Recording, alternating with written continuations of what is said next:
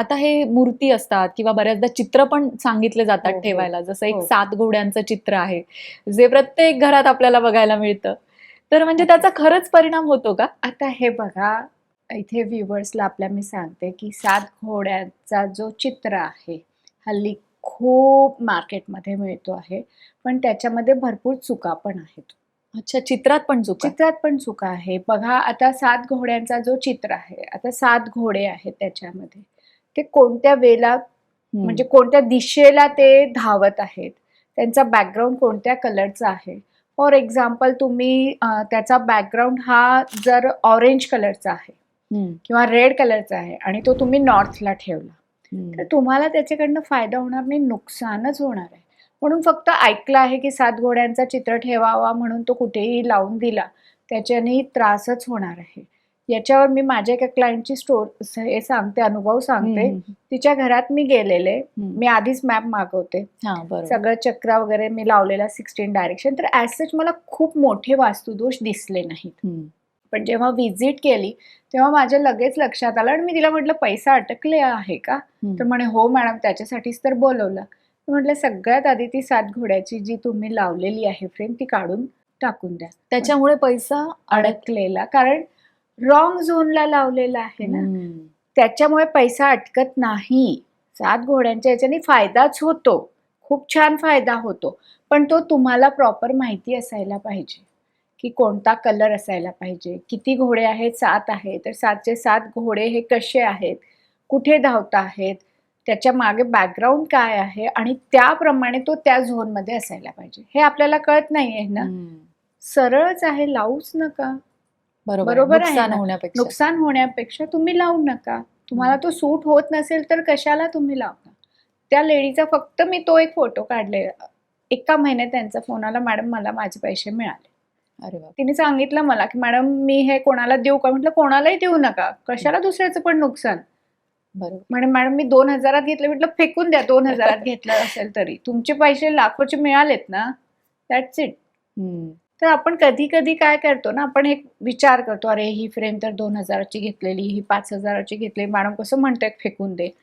त्याचं मोठं नुकसान होईल, त्यापेक्षा ती जास्त पैसे जाण्यापेक्षा हे छोटं नुकसान ठीक आहे. म्हणून फ्रेम्स घेताना, लावताना जरा जपून लावायचं आहे, बघून लावायचं आहे. अशा कोणत्याही फ्रेम्स नाही लावायच्या आहेत की ज्याच्यामध्ये एखादी लेडी एकटीच बसली आहे, वाट बघती आहे. म्हणजे तुम्हाला कळायला पाहिजे की यार पॉझिटिव्ह एनर्जी आहे का याच्यात. सगळ्यात सुंदर एक फोटो सांगते, राधाकृष्णांचा फोटो.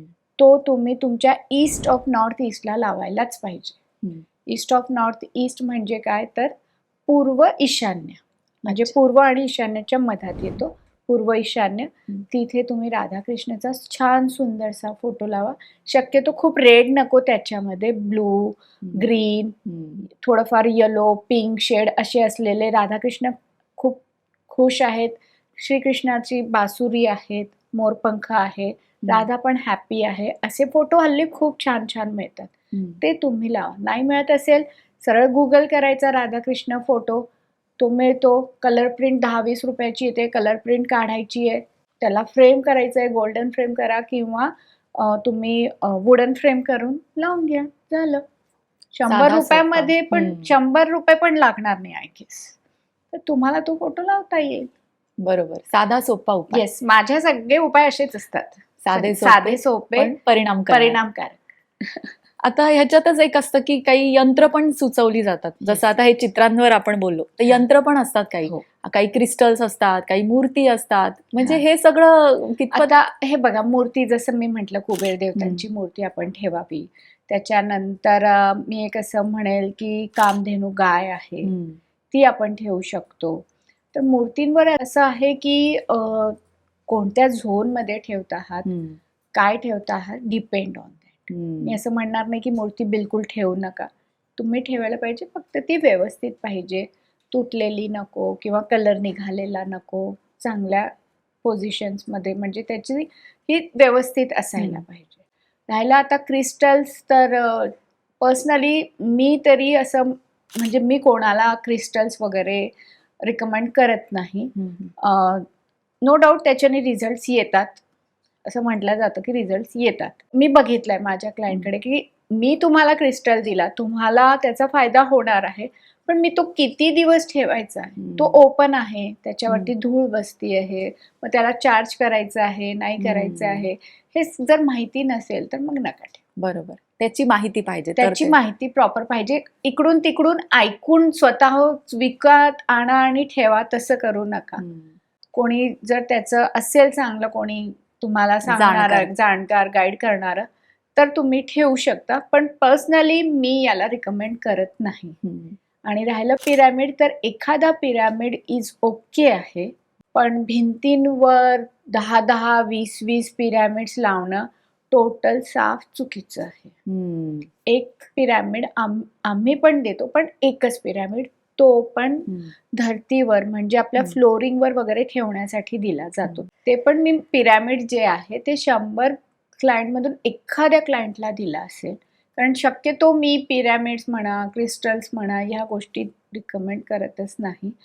त्याचे इफेक्ट्स येतात नाही येत, इट्स म्हणजे सगळ्यांचा आपापला अनुभव आहे, आणि जे हे लोक जी देतात त्यांचा आपला स्वतःचा अभ्यास आहे, तर ते त्याप्रमाणे देतात. कामधेनू गाय असते बऱ्याच जणांकडे, पण मग तिची कुठली अशी दिशा आहे का की कुठे ठेवावी? येस, शक्यतो ईस्ट ऑफ नॉर्थ ईस्ट किंवा नॉर्थ ईस्टला ठेवावी. कामधेनू गायवर तर बरंच काही बोलणं झालेलं आहे माझं याच्या आधी, पण कामधेनू गाय इज गुड. आर्थिक परिस्थिती सुधारण्यासाठी तो उपाय आहे, चांगला आहे, ते तुम्ही ठेवू शकता. रंगांची पण भूमिका असते का? घरात आपण कुठले रंग देतो, कुठल्या दिशेला कुठला रंग देतो? खूप मोठी भूमिका असते. इनफॅक्ट सुरुवातीलाच मी तुम्हाला म्हणाले की 5 एलिमेंट्स आहेत, तर या प्रत्येक 5 एलिमेंटचे कलर्स आहेत. जे आपण म्हटलं की वास्तू दोष होतो, बऱ्याचदा काय होतं, क्लायंट म्हणतात आमचं घर पूर्ण वास्तूप्रमाणे आहे, आम्ही बांधकाम तसं वास्तूप्रमाणे केलेलं आहे मॅडम, मग आता तुम्ही येऊन काय करणार आहे? अरे तुम्ही बांधकाम तसं केलं आहे, पण कलरिंग जर नॉर्थ डायरेक्शन मध्ये, नॉर्थ म्हणजे काय तर उत्तर दिशामध्ये तुम्ही लाल कलरचे पडदे किंवा लाल कलरचा सोफा ठेवला, तुम्हाला अपॉर्च्युनिटी येणारच नाही. तुमच्याजवळ जितका पैसा आहे तो जाणार म्हणजे जाणारच आहे. 100% सांगते आहे मी की उत्तर दिशामध्ये लाल कलर असेल तर तुमच्याकडे पैसा टिकणार नाही, हा जाणारच आहे. आता काय म्हणतील, नाही आमचं तर आहे पण आम्हाला तर असं जितकं वाटत नाही, मग तिथून ते रिमूव्ह करा, तिथे निळा कलर करा आणि मग माझ्याशी बोला की किती छान तुम्हाला इफेक्ट मिळालेला आहे. तर उत्तर दिशा जी आहे इथे निळा कलर असायला पाहिजे किंवा काळा कलर असायला पाहिजे. पूर्व दिशेला हिरवा कलर असायला पाहिजे किंवा प्लांट्स असायला पाहिजेत.